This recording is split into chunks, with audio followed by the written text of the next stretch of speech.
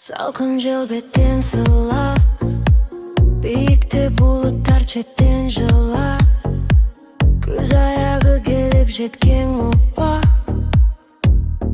айлана тұнжыра. Бүгін бұлыттың көңілі чықты, білбеймін сен үшін аз ба көп пе. Өзіңсіз тұра бір жыл өтті, тез жақтырған алма бақ гүлін төкті. Ақын болбосым да сен үшін деп сөз құра, бір жазуға жүрек жерген тынбай ұмтыла. Аккордеон қоштасында мен қиялымда, биге тартам сені. А сен болса азыр құшағында